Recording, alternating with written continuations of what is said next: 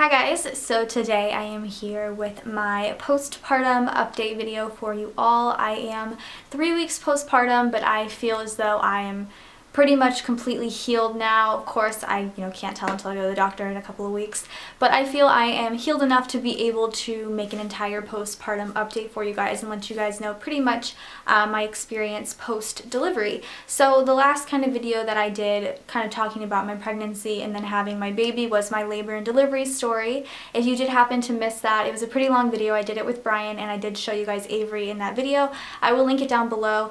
In that video, I talked about everything regarding labor and delivery up into the point of where I had her, and then I kind of cut it off due to the fact that our camera was dying and I just felt like the video was already long enough, and I knew I'd be doing this video anyway. So a couple of things that I wanted to quickly mention before I get into the whole postpartum part of the video. I had a couple of people ask me, one, who cut the umbilical cord, and Brian ended up cutting the umbilical cord. He was going to cut it all along. He was very nervous about doing it, but the doctors kind of help you, so it kind of eased him into it too. So he cut the umbilical cord. And then the other question that I got a lot was, what was it like delivering the placenta? I actually didn't have to deliver the placenta. My doctor never was like, all right, push, after I had Avery. My doctor actually just kind of pulled it out, so I didn't have any experience with delivering it. He just kind of pulled it out for me. So those were the two questions that I got asked quite a bit, but now I'm going to go into the whole postpartum part of the video. This video is probably going to be a little bit long because I have a lot of things that I want to talk about, a lot of things that I want to cover, and it's also going to be pretty TMI because I really wish that I would have seen a video like this before I gave birth, because there's a lot of things that I didn't know about giving birth that I wish someone would have told me, even my mom, even people that I knew personally didn't tell me these things, and I kind of wish somebody would have told me. So I feel like it's graphic and personal, I guess, as I can get with you guys. It's hopefully going to help somebody in the long run. That's my main goal of doing these videos, is to help you guys in the long run. So basically, I'll talk about the hospital and then I'll talk about my body and stuff like that. So after I had Avery, I had her at 2:11 in the morning, like I said, and my labor and delivery story, and then I also had an epidural. Basically right after I gave birth, they kind of turned the epidural off, but it took quite a bit for it to actually wear off because your entire lower portion of your body is completely numb. So they turned it off immediately after I gave birth. And I didn't really get any feeling until a couple hours later. I was in a birthing suite and they wanted to move me up to my hospital room. I had an actual room that they wanted to move me to. I wish I would have stayed in the birthing suite. That room was so beautiful. But they wanted to move me up to another room, so they kind of had to wait for the epidural to wear off in order for me to kind of be able to get up and, go to the bathroom and be able to kind of take care of my baby without, a nurse being there 24/7. So we waited a couple hours and a couple of nurses came in and were like, all right, let's try and go to the bathroom. And I had feeling in my left leg. I had a pretty good feel in my left leg, but my right leg was still pretty numb. I had feeling in it, but not quite enough, I didn't think, to walk. But I really wanted to get out of the birthing suite and I wanted to be able to get up and do things myself and, take care of my baby. So I was like, all right, I'm gonna, try and go to the bathroom. So I had one nurse on one side and one nurse on the other, and the one that was on my right side, she could tell that leg I was really struggling with that leg, and she was like, oh sweetie, you can just drag that leg, it's okay, we're gonna help you.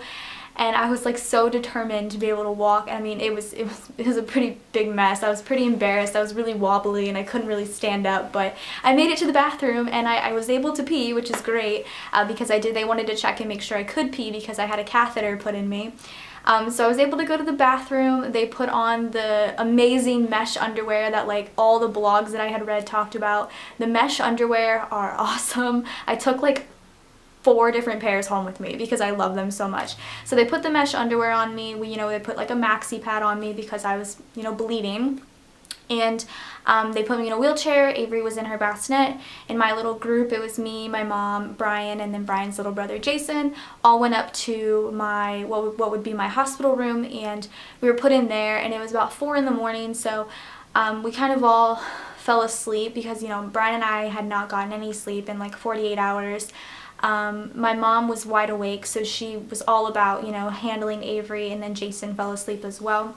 So I kind of took like a 2 to 3 hour nap because I had to kind of wake up every so often to feed Avery because I was trying to breastfeed. So I had to always kind of be awake, which is fine. And then in the hospital too, you know, you're never really left alone. The nurses are in there pretty much constantly checking on you, checking your vitals, temperature, heartbeat, blood pressure. And then another thing that no one told me, this is the first thing that no one told me that I wish someone would have told me, is the nurses have to kind of push on your stomach to check your uterus and to see, you know, the blood and make sure everything's like going okay.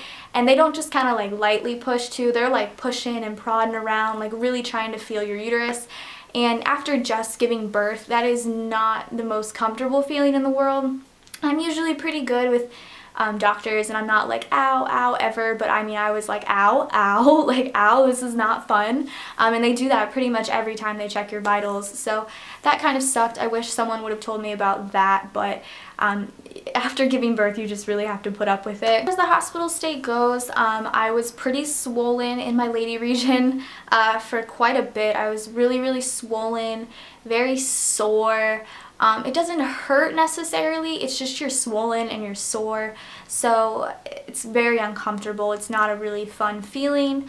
Going to the bathroom was interesting. You pretty much lose all sense of like modesty, at least I did, going into the hospital to deliver, because I mean, even right from the beginning, even right when my water broke, I just kind of stood there and the nurses like helped undress me and put on my gown for me because I was so, you know, shocked really.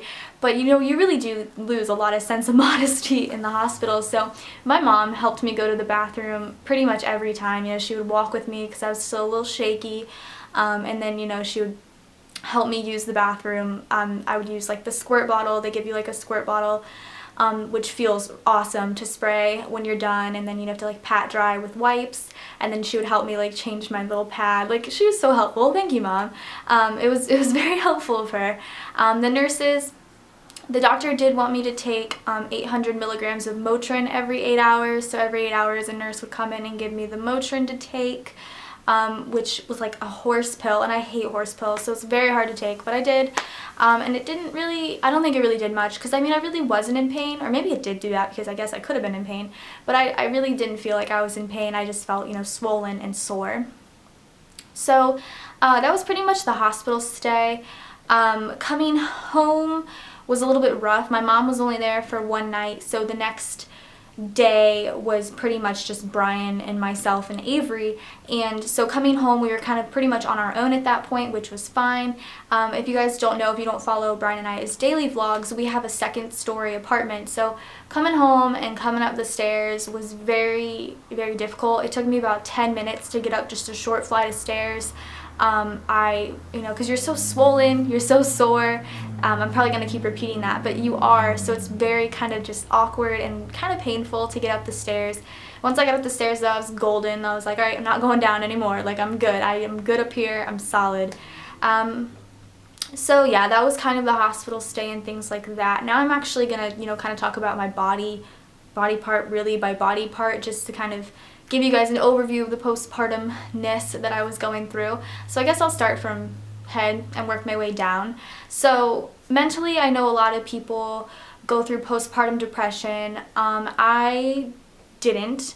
I haven't gone through any postpartum depression. Occasionally, yeah, I miss my belly. I miss, you know, sitting my plate on it. I miss rubbing it. I did rub it a couple of times after I gave birth, just out of like habit. But I do miss my belly, but I'm a lot happier with my Avery, so I definitely didn't have any sort of postpartum depression or anything like that.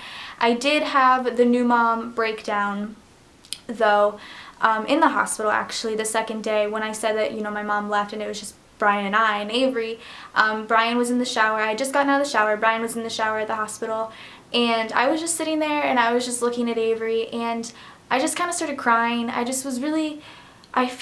I was just very nervous because this was my first time, you know, on my own with her, with Brian, of course, but I just was very nervous. I just kind of had that like big emotional breakdown, and I don't think that has to do with my age or anything, or even if I was 30, even if I was 40 and this was my first kid, I would have that new mom breakdown because I was just nervous, and I was really scared of her at first. I was very nervous around her. I was very she was just very fragile. She's still fragile, but she was just very fragile to me, and I didn't want to like hurt her in any way, and I was just scared around her. So I kind of let my mom take the reins a little bit when I first had her, because I kind of needed to figure it out. Like, I loved her instantly. I'm completely in love with her. Like, I love her so much, like more than anything in this entire world.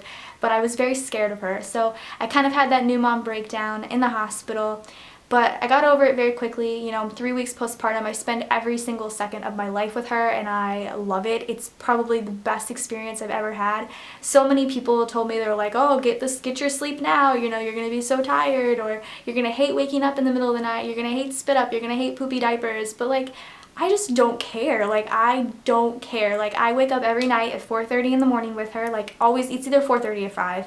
We'll wake up, and I'm a little groggy, and I'm like, oh, I'm so tired, Avery. But as soon as I just look at her in her little bassinet, and like I see her eyes, I'm just like, I'm so happy. Like, it's a very weird feeling, and I'm gonna start crying, and I don't want to cry, but it's just a very rewarding feeling, and I love her very much. I never ever thought I would be as maternal as I am. I always thought that, I thought I'd be a good mom, but I didn't think that I would just be so like coddling of her. Like, I literally put her in this on this pedestal, and I don't let anyone touch her. Like, she is mine, and I don't want her to cry, and I love her so much. So, but at first, like I said, I was scared, and now of course I'm not. Just kind of like a mental thing that was going on with me, and I know that happens to a lot of people. So that happened while I was in the hospital, but other than that, I haven't had any sort of mental things. I've been pretty good. I don't have baby blues or anything like that. For the most part, actually, honestly, I've been very happy. This is probably the happiest I have been in a very long time. Probably my entire life. I'm the happiest I've ever been. So that's my head. Moving on down to my boobs. I am trying to breastfeed. I'll talk about this a lot more in my monthly updates with her, because this is a little bit more about her than me. So I still am trying to breastfeed. At first, I was solely breastfeeding. So in the hospital, my milk hadn't come in yet. But baby's stomachs are so small anyway that I was producing the colostrum that was able to fill her up in the hospital. So my milk didn't come in till a few days after I got home, and I knew instantly when it came in. Your boobs are like rocks. Like, they are solid rocks. They are hard and they hurt. They're very uncomfortable. Someone in my personal life told me that it hurts worse than labor, and I was like, you're crazy. Like, no, it doesn't. It's okay. It's manageable pain. That's what I think of when I think of, the engorgement. It's manageable pain. So when it came in, I started, pumping immediately, because you get more milk than your baby needs, that will fill your baby up. So I started pumping immediately, storing it immediately, because you get so much, and it feels a lot better. It's like such a relief when you get it all out. So I was able to kind of manage that. Just the initial shock of having rock solid boobs was very strange at first, but I've been able to manage it. Occasionally they get kind of painful when they need to be released. I don't know how to explain this. When they need to be emptied, and it's not like, I used to think that if you heard a baby cry in public, you'd be start leaking, but it's not like that. At least it's not like that with me. And instantly when I kind of get that feeling, I'm like, all right, time to go either feed my baby or get it all out, basically. So that's kind of how the boobs have been. Moving on to my belly, this was another kind of hot topic, I guess, in my labor and delivery story. A lot of people were asking about weight loss and stuff. I posted a picture on Instagram, if you guys aren't following me, I'll link it down below, of 2 days before I gave birth, which, by the way, I got so big my last week of pregnancy, either because I dropped or she grew, I'm not sure, but gravity was really taking its toll. I got pretty big my last week of pregnancy. So I posted a picture 2 days before and then 2 weeks postpartum, kind of showing it side by side.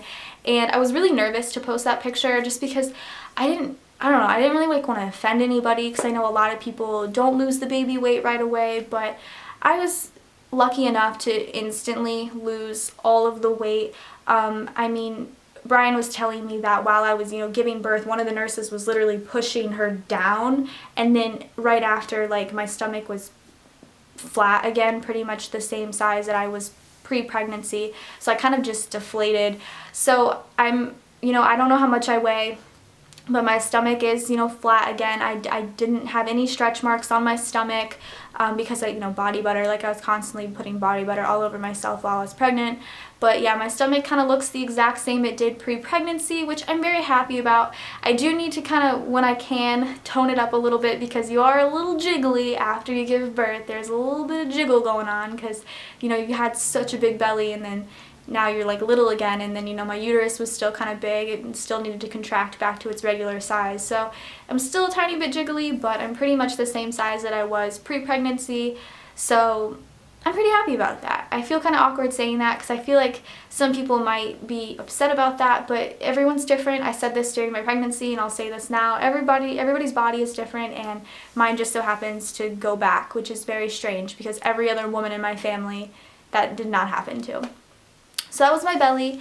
And then lastly, moving on to the lady parts. I know this is going to be probably the most TMI. I want to be as upfront and honest with you about every single thing because a lot of this stuff no one told me, and I want to tell you so you know, because I don't want anyone to not know because this was so weird for me. So I guess I'll start and go front to back. I don't know. This is so awkward and very personal. So starting with the top, I had a catheter put in because I did have an epidural, and peeing afterwards was fine because of the swelling. I didn't feel anything, but once the swelling went down, it did kind of hurt a little to pee.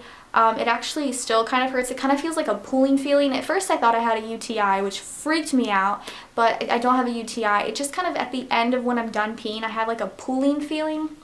I think it had to do with the fact that the catheter tube was a little bit too big. It made it swell a little bit. It's starting to go away, but yeah, so it kind of still, it hurts a tiny bit to pee, but it's not too bad. I still use like baby wipes to pat dry because I really don't like using toilet paper. And to be honest, I still use the squirt bottle too that they give you because that just feels incredible when you're done, like spraying it and then spraying it like on the stitches area and then, you know, patting dry with the wet wipe.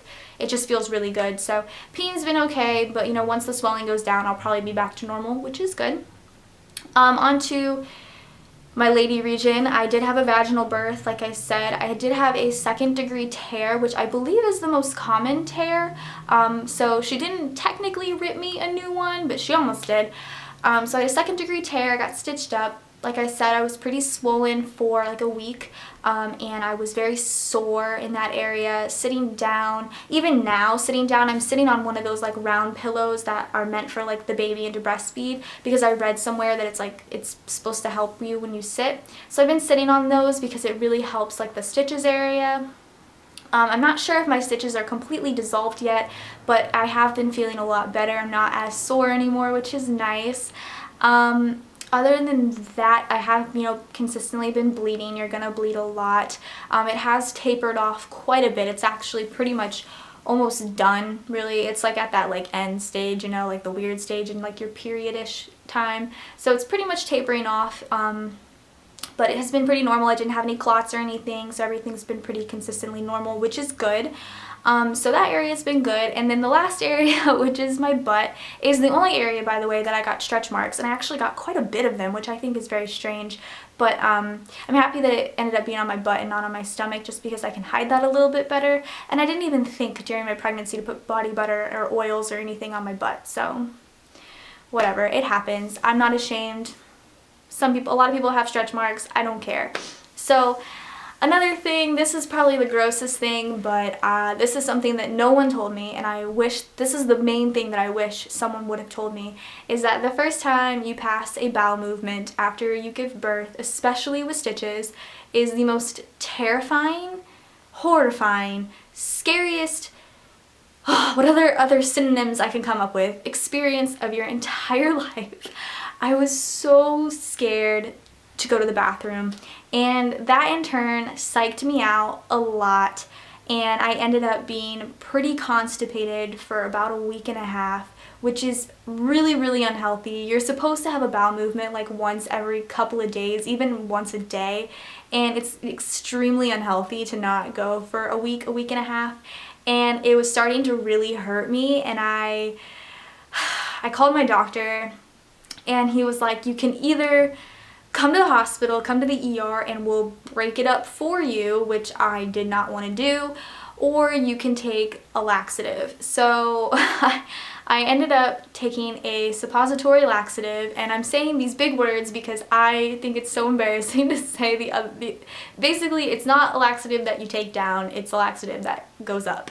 So I had to do that, which is embarrassing, and you know, I'm pretty good now. It pretty much flushed me out, so I'm good now. It was really terrifying though. I didn't have to pass a bowel movement to leave the hospital. My hospital wasn't like that. My hospital wanted to make sure I could pee after my catheter, but they didn't care about that.